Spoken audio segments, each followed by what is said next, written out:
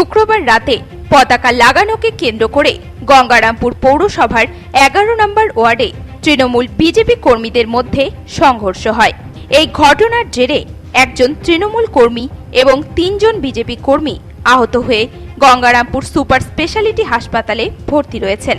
শনিবার গঙ্গারামপুরে দলীয় সভা শেষে আহত 3 বিজেপি কর্মীর সঙ্গে দেখা করলেন বিজেপি রাজ্য সভাপতি সুকান্ত মজুমদার। আহতদের সঙ্গে কথা বলেন সুকান্ত। আহত বিজেপি কর্মীরা পুলিশি নিষ্ক্রিয়তা এবং নিরাপত্তাহীনতার অভিযোগ করেন। এরপর গঙ্গারামপুর সুপার স্পেশালিটি থেকে সোজা গঙ্গারামপুর থানায় পৌঁছে যান বিজেপি রাজ্য সভাপতি। গঙ্গারামপুর থানার আইসি এবং এসডিপিওর সঙ্গে দীর্ঘ বৈঠক করেন সুকান্ত। আহত বিজেপি কর্মীরা লিখিত অভিযোগ দায়ের করবার পরেও কেন অভিযুক্তদের গ্রেপ্তার করা হচ্ছে না তা নিয়ে চরম ক্ষোভ প্রকাশ করেন সুকান্ত মজুমদার। অবিলম্বে অভিযুক্তদের বিরুদ্ধে ব্যবস্থা না নিলে বৃহত্তর আন্দোলনের হুমকি দেন সুকান্তবাবু। এই বিষয়ে সুকান্ত মজুমদার বলেন, দেখুন, গতকাল রাত্রিবেলা তৃণমূল কংগ্রেসের কিছু হারমাত আমাদের গঙ্গারামপুরের 11 নম্বর ওয়ার্ডের পাশে যে গ্রামীণ এলাকা আছে সেই এলাকায় আমাদের শক্তিকেন্দ্রের প্রমুখ সহ তার পরিবারের লোকেদেরকে মারধর করে। 3 জন আহত অবস্থায় এখনও অ্যাডমিটেড গঙ্গারামপুর মহকুমা হসপিটালে।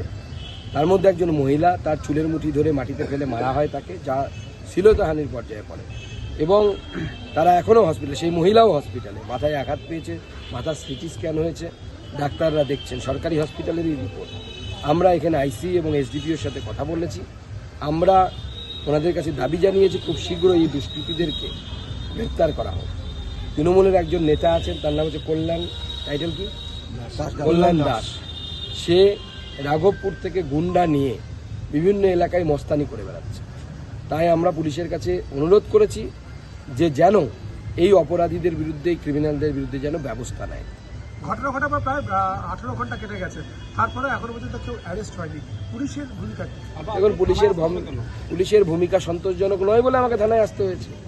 একজন মহিলা মুখ্যমন্ত্রী থাকা অবস্থায় একজন মহিলাকে যদি এইভাবে মারধর করা হয় এবং সরকারি হসপিটালের ডাক্তাররা বলছেন যে হ্যাঁ ফিজিক্যাল, রিপোর্টে লেখা আছে ফিজিক্যাল অ্যাসল্ট হয়েছে, প্রুফ আছে, মেডিকেল প্রুফ আছে, তারপরেও ব্যবস্থা হচ্ছে না।